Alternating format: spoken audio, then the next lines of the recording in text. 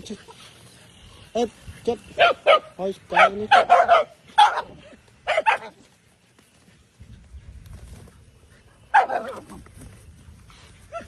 cho cái